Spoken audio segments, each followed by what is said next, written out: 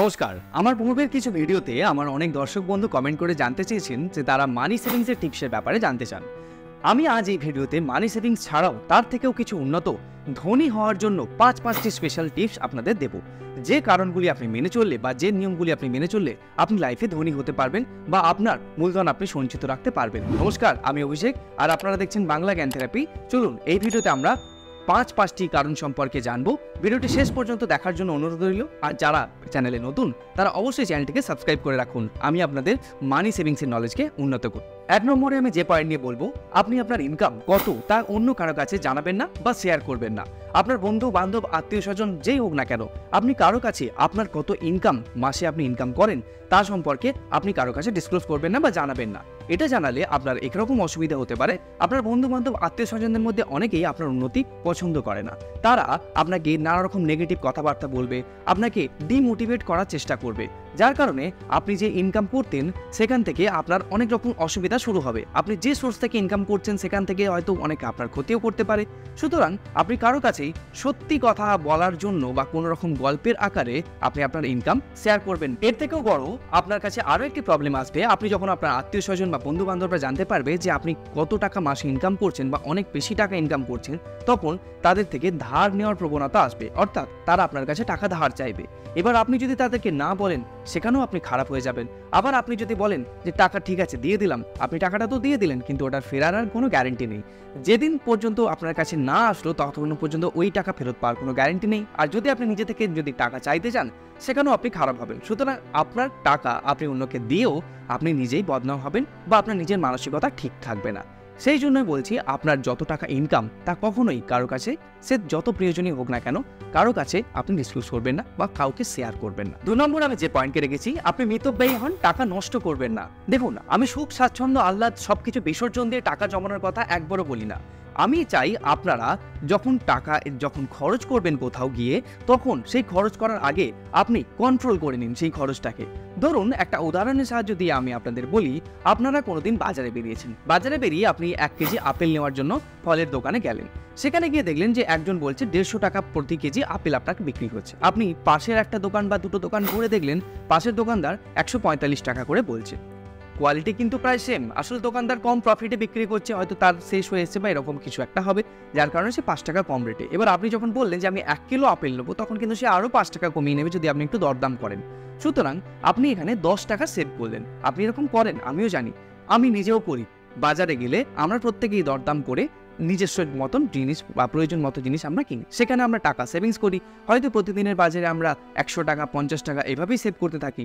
সেই একই ব্যক্তি আপনি যখন কোনো শপিং মলে গিয়ে কোনো জামা কিনতে যান বা আপনার নিজের জন্য কোনো দামি জিনিস কিনতে যান, ধরুন আপনি একটা জামাই কিনতে গেছেন, সেখানে গিয়ে কিন্তু আপনি সেখানে গিয়ে দিলেন 1499 টাকার একটি ট্যাগ, একটি শপিং মলেতে জামাটা আপনার পছন্দ হয়ে গেছে, আপনি সেটা পারচেস করে নিলেন। এখানে আপনার বার্গেন বা দরদাম করার কোনো রকম কোনো সুযোগই রইল না। আপনি 1500 টাকা দিয়ে জামাটাকে পারচেস করলেন।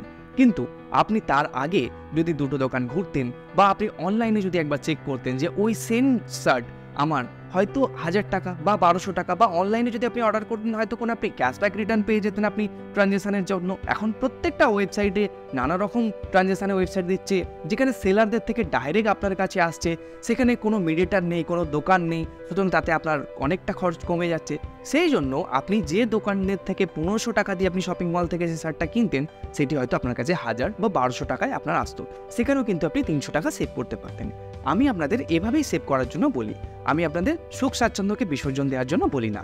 সুতরাং এরপর থেকে প্রতিবার আপনি যখনই কোনো কিছু শপিং করবেন বা যেখানে মোটা খরচ হওয়ার সম্ভাবনা রয়েছে, সেখানে আপনি দরদাম করুন এবং অবশ্যই কন্ট্রোল করে সচেতন হয়ে তবেই আপনি সেখানে খরচা করুন। মিতব্যয়ী হন এবং অনেক বেশি সেভ করুন। বছরের শেষে দেখবেন আপনি অনেক বেশি টাকা সেভ করছেন। 4 নম্বরে আমি যে পয়েন্ট নিয়ে বলবো, যদি আপনার লটারি, গ্যাম্বলিং বা জুয়া খেলার কোনো আসক্তি থাকে তাহলে সেখান থেকে বেরিয়ে আসুন।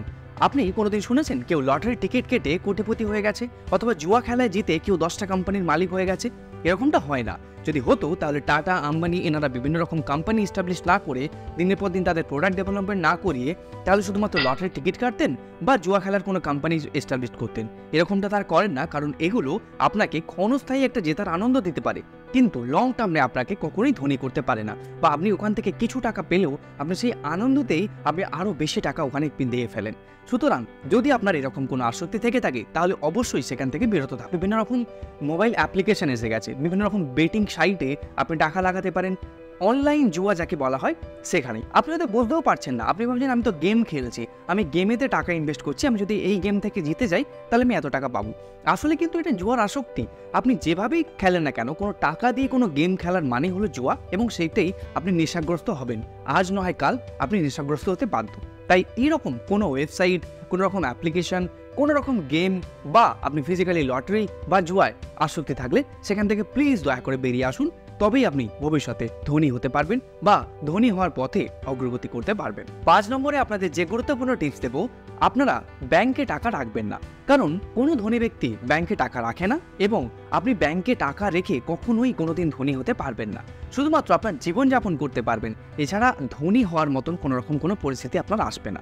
কারণ আপনি দেখেছেন কোনো ধনী ব্যক্তি ব্যাংকে গিয়ে টাকা জমা করে না। ব্যাংক থেকে লোন নিয়ে তারা বিজনেস বাড়ায়, কিন্তু ব্যাংকে টাকা জমা করে না। হ্যাঁ, সেভিংস প্রত্যেকের থাকে, অল্প স্বল্প সেভিংস করুন, কিন্তু ধনী হওয়ার জন্য আপনাকে ব্যবসা করতে হবে বা ব্যবসায় টাকা লাগাতে হবে। আপনি যদি নিজে ব্যবসা করতে পারেন তাহলে ওয়েল অ্যান্ড গুড, আপনি নিজে ব্যবসা করুন। আপনার ব্যবসা যত বড় হবে আপনার টাকার অঙ্ক তত বাড়তে থাকবে। আর যদি আপনি নিজে ব্যবসা না করেন তাহলে অন্যের ব্যবসায় আপনি টাকা আনান বা অন্যের ব্যবসায় টাকা দেওয়াকে আমরা বলি ইনভেস্টমেন্ট। আপনার কোনো বন্ধু যদি বড় ব্যবসায়ী হন, তাকে আপনি টাকা দিতে পারেন, সে আপনাকে ওই টাকা তার ব্যবসায় খাটিয়ে বড় অ্যামাউন্ট করে আপনাকে ডাবল বা ট্রিপল করে আপনাকে রিটার্ন দিতে পারে। যদি অনেক সময় কি হয়, আমরা আমাদের বন্ধু বা পরিচিতদের ব্যবসায় ইনভেস্ট করি বা শেয়ারে ইনভেস্ট করি, তার ব্যবসা শেয়ারে, তখন তারা আমাদের অস্বীকার করে পরবর্তী সময় ফেরত দিতে। যদি আপনার ক্ষেত্রেও এরকম হয়ে থাকে, আপনি যদি অন্য কারোর উপর ভরসা করতে না চান, তাহলে আপনি ইনভেস্টমেন্ট শুরু করুন মিউচুয়াল ফান্ডে, অথবা আপনি স্টক শেয়ার করুন। আপনি যে কোনো রকমভাবে ইনভেস্টমেন্ট করুন। শুধুমাত্র টাকা ব্যাংকে রেখে বা নানা রকম স্কিমে ডিপোজিট করলে টাকা 5 থেকে 7% বেশি কিন্তু পারবে না। আপনার টাকাকে যদি বাড়াতে হয়, আপনি যদি ধনী হতে চান, তাহলে আপনাকে অবশ্যই ইনভেস্টমেন্ট করতে হবে। ইনভেস্টমেন্ট করার জন্য আপনাকে এসআইপি বা মিউচুয়াল ফান্ড শিখতে হবে, অথবা শেয়ার ট্রেডিং করা শিখতে হবে। এই দুটি গুরুত্বপূর্ণ ব্যাপার আমি ভিডিওর মাধ্যমে আপনাদেরকে জানিয়েছি।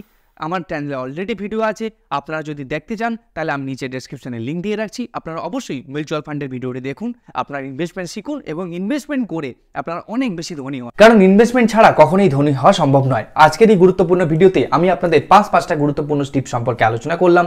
আপনাদের ভিডিওটি কেমন লাগলো আমাকে অবশ্যই কমেন্টে লিখে জানাবেন, আর যদি কোনো প্রশ্ন থাকে তাও আমাকে লিখে জানাবেন। ভিডিওটি ভালো লাগলে একটি লাইক করবেন এবং আপনার প্রিয়জনদের সঙ্গে শেয়ার করে এই গুরুত্বপূর্ণ 5টি টিপস সম্পর্কে জানার সুযোগ করে দিন। কারণ হয়তো তারাও অন্য কোথাও এইভাবে টাকা নষ্ট করছে। ফিরছি পরের সপ্তাহে এইরকমই গুরুত্বপূর্ণ টপিক নিয়ে। ততক্ষণ পর্যন্ত আপনি সুস্থ থাকুন, ভালো থাকুন আর দেখতে থাকুন বাংলা জ্ঞান থেরাপি।